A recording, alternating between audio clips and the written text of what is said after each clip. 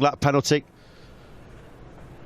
The sprinklers are on. Thankfully, we've got no rain here.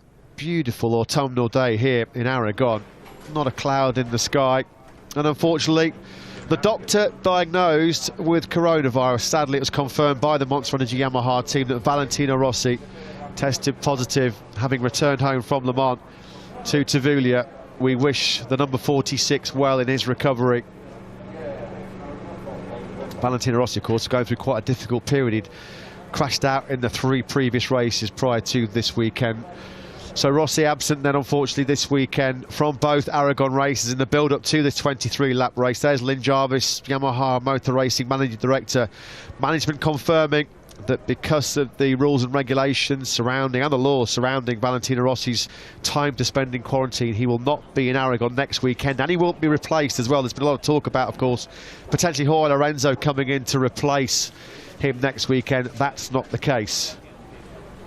Cal Crutchlow then, great job by the British rider on the LCR Honda, starting from the front row for the first time since the Circuit of the Americas race in Austin last year. Honda's first front row starter of a pretty difficult 2020 campaign.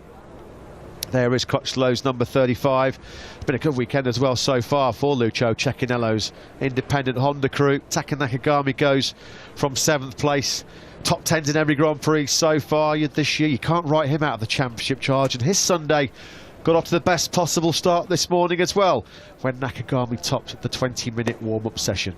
Doesn't look like there's going to be any drama in terms of flag-to-flags today or any wet races. This man, of course, was second in that brilliant race 1 week ago in Le Mans, his first podium in MotoGP, and he starts from 11th here today, looking for his best ever dry result. Doesn't look like he's got pace for podium, Matt, but definitely a shout for a top 8.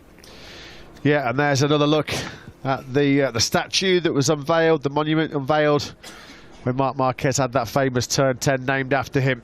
We still await official confirmation of exactly when the older Marquez will be back in action, strutting his stuff on the 93 Repsol Honda. At the moment, that honour being upheld brilliantly by the number 73, Alex Marques, the reigning Moto2 world champion, trying to build on the confidence and momentum gained from that stunning 18th to 2nd in the rain conditions last weekend in Le Mans. As we look off into the horizon, the spectacular, beautiful, historic town of Alcanid, with the famous castle on the hillside overlooking this spectacular city. And here is Joan Mir, Matt, who, of course, was in tremendous form until we got into Le Mans. OK, 11th wasn't part of the plan, but he only lost a couple of points to Quattro in the World Championship. We know how good that the Suzuki is at keeping its tyres in great condition at the end of races. We know how strong Joan Mir is in every circuit we go to. He labelled this at the start of the weekend as one of the places that he thought he could get a victory. He starts from 6th today, and he's part of that picture as well. As you see, the riders just posing there. 10 million followers on Instagram now for MotoGP. So yeah, thank you all for your support. Huge congratulations to our social media team, of course, who do such great work behind the scenes. I'm happy to say that the pair of us are 2 of those 10 million, mate. I unfollowed just before the start, just for a laugh, but no, I'm joking. I'm joking. No, of course, it's, yeah, brilliant work for everyone that works behind the scenes, social media-wise, at Dorna. They do work at all hours of the day. There's Jack Miller as well. Again, strong qualifying for Jack.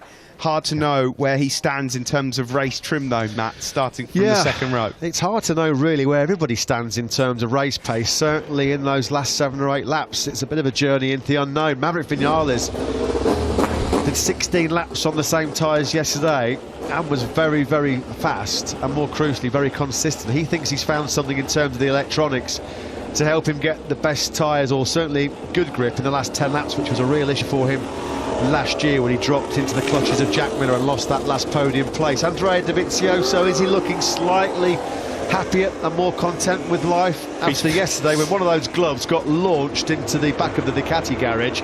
It's fair to say the cordial and very happy relationship with Danilo Petrucci over the last couple of years, but it was tested to its absolute limit yesterday after a fairly controversial conclusion to Q1. Petrucci spent all of his flying laps glued to Dovizioso's rear wheel. Petrucci went through as the fastest man in Q1 at the expense of his teammate, which did not sit too well with unimpressed Dovizioso.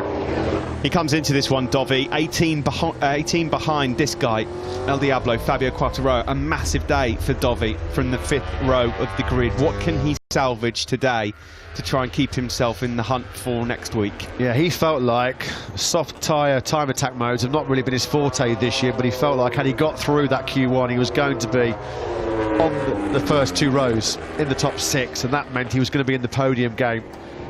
There is our fan wall, all of you watching around the world. Thank you so much for your support as ever. Hopefully you'll be able to sit in the grandstands one day. I've got to give a little shout out to one in particular as well. Paul Parkinson, top of the right hand side of the screen there from the USA, because he's got a sign and a message to various paddock personnel for every single lap of the race. I'm pleased to say that we're included in that, Matt, which is really, really kind. So yeah, Paul, have a good day. Yeah. And to all of you watching from around the world, I'm hoping it's a positive message. I mean, I haven't actually looked. I'm sure it is. Franco Morbidelli, can he get a positive result? These one after the misfortune crashing out last time out in Le Mans when he was trying to fight his way through back from a disappointing start, a disappointing qualifying. He got caught up in the incident at turn 3 with Valentino Rossi, as we get to look at the Michelin tyre allocation in the Michelin sponsored Gran Premio di Aragon. And it's going to be crucial. We haven't seen the hard rear tyre or the hard front tyre used at all this weekend. It's been far too cool for that, but it's a flip of the coin between the medium and soft front and rear tyres. Thankfully we won't, well hopefully we won't need to see the rain tyres here today after all the drama when the rain fell, what, just a couple of minutes before the start of last weekend's French Grand Prix. But it's going to be a bit of a mixed bag.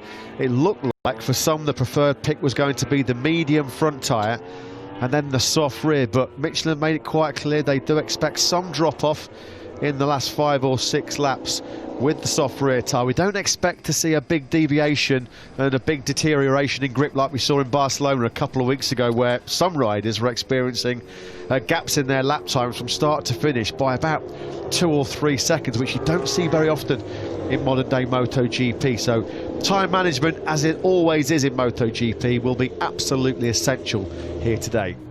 Looks like all the bits of the jigsaw are coming together for Maverick Vinales so far this weekend. There have been some times in 2020 where there have been big question marks coming into a Sunday. There are less question marks coming into this particular Sunday.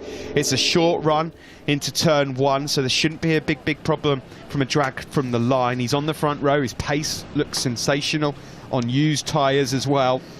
Yeah, Vinales seemed supremely confident in his pick yesterday. Looked like his mind was made up. Soft front, soft rear tyres. So I'd be pretty shocked if Vinales opts for any combination other than that one. Here's the pole man then. 10 pole positions, 10 podiums. He'd love to have an 11th here today to try and keep the likes of Joan Mir, Andrea Dovizioso and Maverick Vinales at bay. It's going to be a big mental and physical test today. Probably one of the biggest of Fabio Quartararo's World Championship career. As we mentioned, he's had those couple of big crashes so far this weekend in practice. So it will be a test of his pain threshold. And when he's got the likes of this man around him, who has looked good over the longer race distance, well, it could be a potentially tricky afternoon ahead for Fabio Quartararo. Here is Cal Crutchlow then, the number 35 LCR Honda Castrol rider. Givi sponsorship here this weekend with them as well. 13 points in the championship, of course. Cal started the season off with injury, missed the opening race in Jerez, missed, of course, later in the season Misano rounds as well. 4th on the grid in France. Could have been a top 5 finish there on for Cal, so he'll be looking to try and get himself some big points here today. Yeah, he says that the big improvements have not come from Honda, they've come from him, just getting back more like his usual physical best. Of course, Cal's had all kinds of problems, hasn't he? Broken left skateboard in the season opener, and then the problems with arm pump complications. Quartararo then starts from pole position, ahead of Maverick Vinales and Cal Crutchlow. Morbidelli, Mir and Miller, M and M go from that second row. Taka Nakagami will be on row 3 in 7th place as we get another look at the virtual fan wall. Of course, the brick wall here in Aragon, pretty famous, and I'm happy to say now we've got a brick wall and a virtual fan wall to go in tandem ahead of this Aragon Grand Prix. Let's try again as well, shall we? Quattararo, Vinales, Crutchlow, your front row. Nakagami, Petrucci came from top in Q1 to win in Le Mans. Can he do the same again here this weekend? Keep an eye as well on Alex Marques. The Aprilia always normally runs very, very well here in Aragon. And Alex Rins, very confident in his race pace, going from the head of row 4. He's gone soft, soft. You can see the mix of tyres there. Andrea Dovizioso was very confident yesterday in FP4. He's going medium, medium. Binder on the soft front, soft rear tyre. As we thought then, quite a mix. Nobody, you don't have to worry about hard tyres in this race. Far too cool for that. But there is quite a split, isn't there, between the soft and the medium rear tyres. Taka Nakagami then, a Super Sunday so far for him, having topped this morning's warm-up session. He's going from 7th place, and yesterday quietly confident he could fight for the podium. How's he feeling ahead of this 23-lap race? I'm delighted to say he's with Simon now on the grid. Taka, continuing your excellent form, 7th position on the grid. What are you thinking about going into this race? The starting P7 is not so bad, because in many races in the past I couldn't make it into the top 10 in qualifying. So yeah, we made a few steps. So this is good position, and yeah, try to make a good start, and because we have a good pace, and yeah. But anyway, it will be tough, because last 5 laps to go, maybe the rear tire will be destroyed. So the key point is try to how we can manage very well on the beginning of the race. But I need to, I need to keep the pace until the end. So yeah, the first thing, I need a good start and try to follow them, the Yamaha guys, because I think they have a good pace too. So yeah, try to enjoy. Thank you, and best of luck. Thanks, Simon. It's amazing, isn't it, when you listen now to Taka Nakagami and his pre-race expectations in comparison to what they were last year. Nakagami now consistently talking about joining the leading pack and seeing if he can attack in the latter stages. Yeah, what happened last time we had a race where it really was a battle of tyre life? 3 men who came on really strong were the 2 Suzukis of Juan Mir and Alex Rins and Taka Nakagami in Barcelona. That helicopter's been making all kinds of weird and wonderful shapes. It's got a skilled pilot at the hands of that. It swooped in front of our commentary box about halfway through the Moto 2 race, made me jump out of the skin. Let's pop back down to the 5th row of the grid. Iker Lecuona's found it difficult of late with a bit of confidence, but he's looked strong so far here ahead of his home Grand Prix. I'm delighted to say he's on the grid now talking to Simon. Yes, he is, and Iker maybe on like the 5th row, but he's got guys like Brad Binder next to him, Andrea Dovizioso, Miguel Oliveira behind, so it's really pretty impressive. Iker, how are you feeling going into this one? Finally in the qualifying I feel really good. This morning also I feel strong, the pace is really good, so I think I have this feeling with the front, so I know it's possible to fight again for the top 10. Okay, best of luck. Yes, the best of luck to Iker Lecuona coming up in this Moto GP race then. Here's Alex Marques, as Matt said, a good solid record for him and Aprilia here at this Aragon circuit, and he starts the race from 9th as well. Is there another top 8 finish for Alex coming up here in Aragon? It would be his first top 8 finish of the season if he can manage it. Yeah, only the second time this season that Alex Marques has qualified the Aprilia RSGP inside the top 10. There is the beautiful town of Alcañiz. There is some stunning architecture right in the heart of that Aragon region. As we mentioned before, Motul and Aragon, a more than welcome addition to the World Championship schedule back in 2010. Can't believe it's 10 long years now since we first came here to Aragon. It hasn't aged at all. Still state-of-the-art facility and one of the best we go to on the whole World Championship calendar. Yeah, Alcañiz normally pretty noisy as well. when we have fans here at night. Wilco Zeelenberg is on the grid with Simon. This will be an interesting chat. Morbidelli's got a great chance, so has Fabio Quartararo. Are they confident on their tyre choice here ahead of this Grand Prix in Aragon? Over to you, Simon. Yes, same thinking, Steve. Wilco, first thing I'm curious about, I heard Fabio speak about trying to improve something in the warm-up. I'm wondering if he did. Also, Franco, we're all thinking he's going to be very strong today as well. Yeah, indeed. So, you know, our main worry is, of course, the choice of the tire. And I think that's basically yeah, a question mark for the whole grid. You know, we have been terrible circumstances in the morning. Actually, our bike was working quite well, but it doesn't mean it works also the same in the afternoon. So the difference was very big, and we need to choose the tire based upon, you know, just a quick lap. But, you know, the end of the race is very important. And we're all doubting if the tires will last. And I think, yeah, that's the question mark still for the whole grid. Thank you, Wilco. You're welcome. Yeah, thanks, Simon. Thanks to Wilco Zeelenberg. Of course, last time we were in this kind of scenario in Barcelona, the two Petronas Yamaha boys, Morbidelli and Quartararo, had great early race pace, and then Franco Morbidelli's rear tyre dropped off a cliff late on, couldn't hold on to the podium, and Fabio Quartararo was really struggling in those key final laps to keep the two Suzukis at bay. Let's find out what are the preferred tyre choices for this crucial Motorland Aragon battle, because Simon Crafar is with Michelin Motorsport manager Piero Taramasso. Piero, everyone's talking about tyre choice right now. What can you see is happening? Yeah, I think they speak about tire because this is the Michelin Grand Prix, that's why. But no, I think it will be a very nice race. About tire, it looks like the Ford Ducati. They go out with a medium rear, all the rest with a soft rear. And then we see a lot of people with the front to medium, with the soft, the Yamaha, some Yamaha and the Suzuki. Anyway, all the tires, they work well, the conditions are very good. I'm sure the race will be very exciting. Thanks, Piero. Yeah, bye-bye. Bye-bye to Piero Taramasso. Yes, it is. Good plug, the Michelin Grand Prix of Aragon. It seems like most of the weekend, Piero Taramasso has been playing down, not surprisingly, the chances of the tyres dropping at the end of the race, but everyone on the grid seems quite concerned about it. It will be fascinating to see what happens over the course of the 23 laps. And how will the medium tyres fare for this man, Andrea Dovizioso? As we said this morning, Matt, so often he's dug himself out of deep trouble. He's got to try and dig really, really deep here today. Yeah, needs a rather large shovel today, doesn't he, Andrea Dovizioso? So medium is his choice. Second the last 2 years, then to Marc Marquez.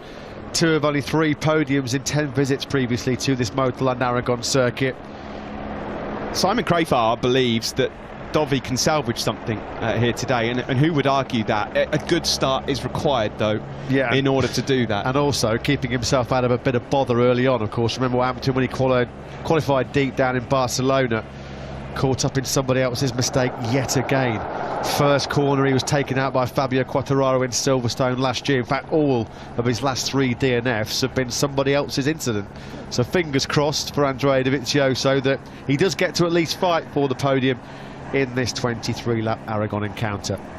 You've got to think that a top 6 finish would actually be a result Dovi would sign up for right now. What about Suzuki's as well? Joan Mir, we all are waiting, aren't we, to see if he can deliver here today. Can he come back in the latter stages when the tyres wear to win this race? And Rins also 10th, you can never underestimate him. Brivio's with Simon now. Yes, he is. Davide, you know, I normally bet, you know, when I feel that the Suzuki's going to get on the podium. I know Juan's been going really well and he's going to be close, but I genuinely don't know today. More important, what do you think? Yeah, I mean, first of all, the starting position, it's a little bit better than usual. So that is a good starting point. And both riders, I have to say, they have a good pace. They're quite comfortable with the bike. They're happy about the bike. And so I think, yeah, we can be competitive. Of course, the Yamaha, they show a great pace during the practice. Then we have to see the Ducati, then maybe they try to stay there. But yeah, we can play. I think we can race and see what's happened. Of course, you know, the turn 2 is quite critical. You hope to have no drama there, and then try to play our card and see. Yeah, but we can race. Let's race. The words on everyone's lips is, will the tyres last? I'm curious, can you tell us what choice of tyres? Are you going with the soft? And Suzuki normally keeps that rear tyre going well. Yeah, normally we quite good by the end. It's a one characteristic of Suzuki. I think the bike is quite gentle on the tire. Also the rider, they have learned how to be gentle with the tire. So yeah, we will try to put everything in a race. We try our best, put everything there and see what's happened. That sounds to me like you're going with the soft. Best of luck. Thanks, Simon. Thanks to Davide Brivio as well. Alex Rins fast this morning in warm-up. That would have been a bit of a boost to the number 42, but he's starting from 10th. Turn 1 and turn 2, so tricky to navigate as well, Matt. Anything can happen through there. There can be a lot of bother and a lot of trouble. We've seen it down the years. Alex Rins was exceptionally fast as well in race pace in FP4 yesterday, so keep a close eye on him. There's your French Grand Prix winner, Danilo Petrucci, on the receiving end of some pretty stinging criticism from the opposite side of the Ducati garage yesterday. He said, well, hey, look, this is a case of MotoGP. Every man for himself. No team orders, even in qualifying with 5 races to go. Petrucci actually pretty confident that he might have something for a top 5 or even better today, going from the middle of the 3rd row in 8th place, squeezed in between Nakagami and the later Spargaro.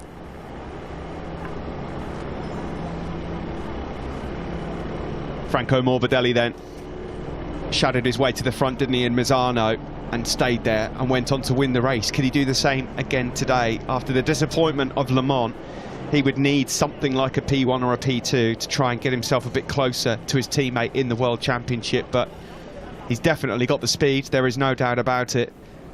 At what point is there a tyre drop though today? That's going to be the big question. Here's Miguel Oliveira. Well, we talked about Dovizioso in a salvage job. From 18th on the grid, Miguel Oliveira has an uphill battle in this race here today. The Tech 3 rider, that's his worst qualifying of the season so far.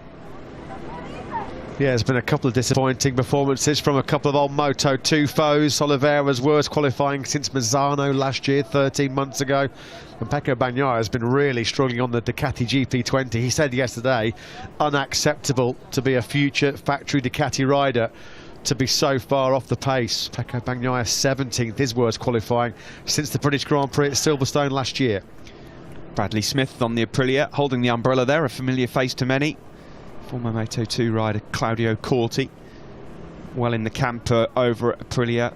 Spotter helps Bradley out and the Aprilia team in general. And here is Tito Rabat. Well, the rumours continue to come in about Tito's future, maybe not in MotoGP. There's no confirmation here. A Sponsorama Racing Ducati rider starts from 20th on the grid today, looking for some points at a circuit that he loves as the BMW M8 approaches the back of the grid. And Stefan Bradl, 21st and last on the grid, but coming here with a bit of a boost and an injection of confidence after a brilliant top 10 finish. 8th he was in the Grand Prix of France 1 week ago. Yeah, that was his best ever result as a Honda test rider. Back to the virtual fan wall, fans gathered across from all 4 corners of the globe. They're getting ready, full of anticipation for this 23-lap Aragon race. Where's your money going, Matt? Well, I've always, based on FP3 and FP4 yesterday, thought Franco Morbidelli was going to be the man, and I'm not going to change my mind. I'm going all in on number 21, which is probably the ultimate jinx, isn't it? What about yourself? I don't know at all. I, for some reason, this morning have woken up with a feeling for Joan Mir. Yeah, hard to pick a fight on that one. Maverick Vinales, Brad Binder, Joan Mir, Bradley Smith, Alex Rins and Pol Espargaro. They are the men that have gone soft front tyre, soft rear tyre. So quite interesting tyre choices for those boys. Francesco Guidotti's down on the grid with Simon. What can Jack Miller do from 5th on the grid today? Over to you, Si. Yeah, that's what I want to know, Steve.